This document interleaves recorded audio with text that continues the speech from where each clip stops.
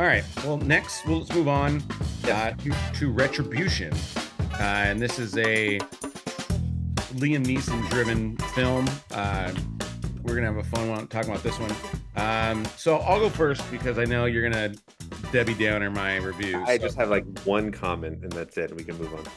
Yeah. So, audience, you can probably assume where Pete's going to go with this one. But of course, that's how we have both of us here. One of us is going to give a positive review. One of them is going to give a negative review. And Not always, but go not on. always, not always. But again, with the title Retribution, starring Liam Neeson, I think you can get a general grasp of what the movie's about or where it can go.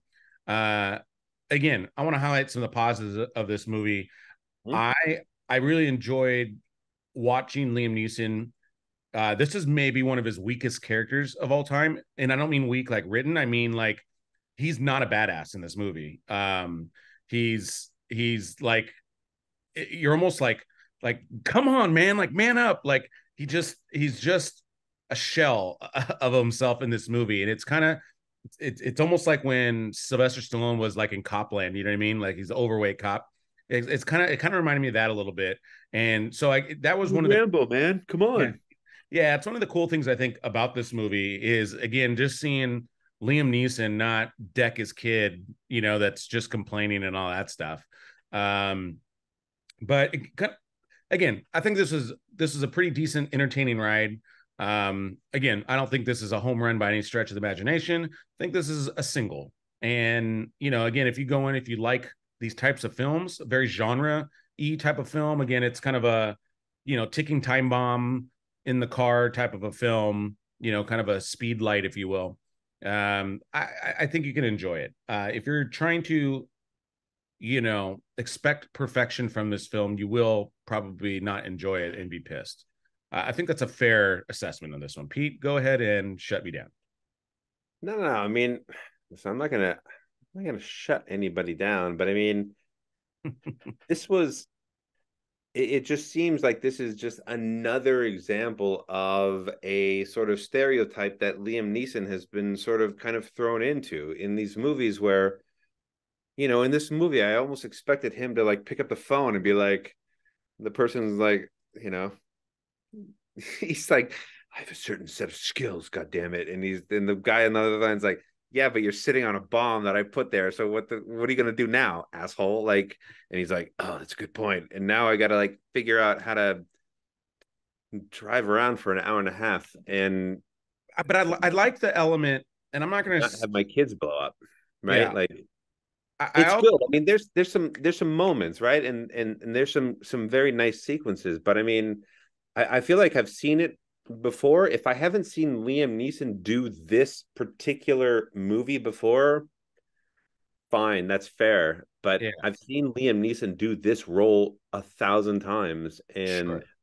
and it's old, and I really wish him to do more things because before Taken, God, man, this guy was doing theater. This guy was doing Schindler's List. What was Love Actually was he was phenomenal. It was a tiny role, but he was phenomenal in it. Even in Ted, where he was the guy that walks up in the cashier and he's like, I want to buy these tricks. It's a funny thing, but it's based off of the whole Taken sort of vibe. I'm What I wish he would do more is military films. I just saw him in, I mean, I've seen the movie before, but I saw him in Battleship. I just rewatched that. And I love him as a general. Like watch that. I love that movie. That movie's great. Really?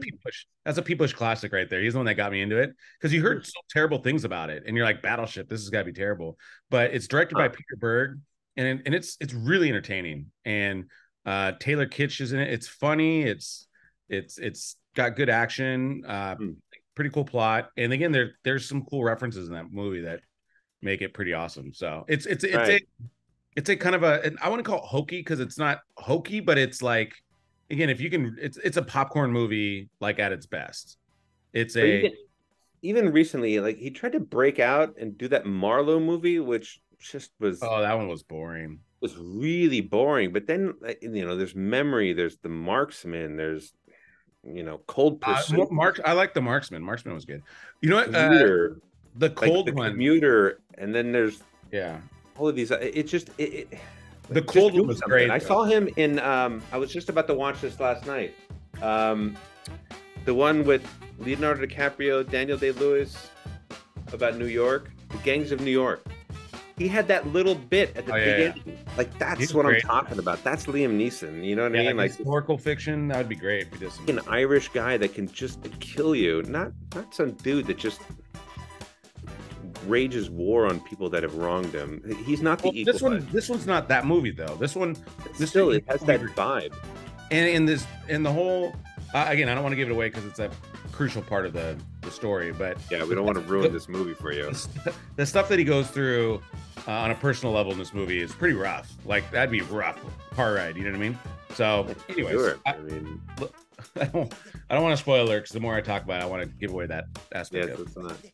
All right, so go see it at your own risk there. Obviously, you got one thumbs up. This is a streaming video, a streaming movie. I mean, there's so many great movies. I would go see Mission Impossible again. I would go see so many other movies 2 times before I go see this movie.